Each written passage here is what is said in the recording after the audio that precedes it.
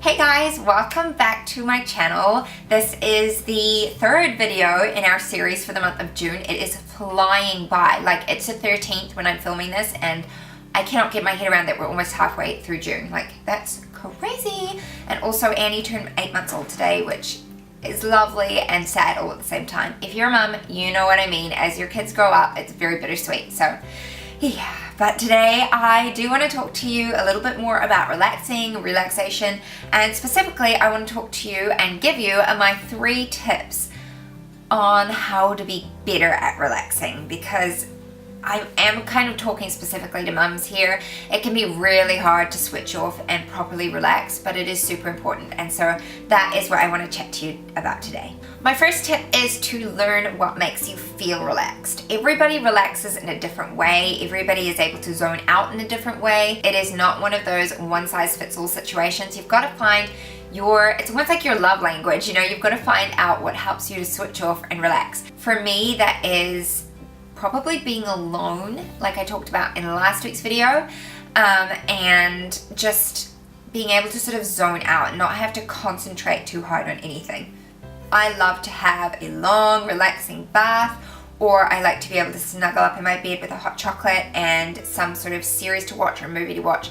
That is what helps me to relax. So essentially, you just need to figure out what it is that you enjoy doing that helps you to relax, helps you to switch off, that you don't have to concentrate super hard, where you don't get distracted, because distractions are a big thing. And I know it can be really hard when you're a mama, because there's always somebody who wants you and needs you, which is kind of going to be what I'm going to talk about next. My next tip is to prioritize your day and your tasks so that you are able to relax at some point in the day. You cannot just go full steam, full ball, and be able to do that long term without something or someone suffering as a result. You need to be able to have these moments during your day to relax. And really, it's not enough to just have one day a month or something where you slot in a bit of time to relax. It needs to be something that you do on a daily basis.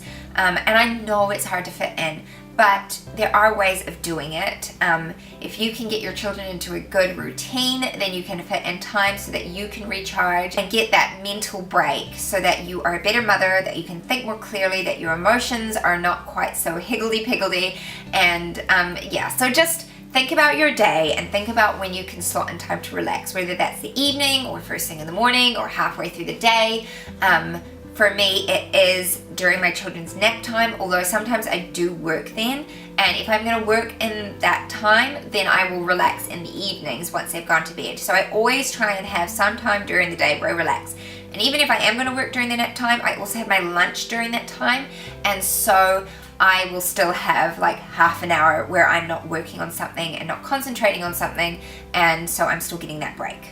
My final tip for allowing yourself to relax and learning to relax is to recognize its importance. If you do not think that relaxing and taking time out is important, then you're probably not going to do it. As I said previously, you cannot just keep going full throttle all of the time. You will burn out. And unfortunately, it's not just you who will end up hurting from that. It will be your children and your spouse or your significant other as well. So you need to think about that. I know as mums, we think about serving our family all the time. That's what we need to be doing. We need to be caring for our children 24/7. I get that. And you do need to be there for your kids.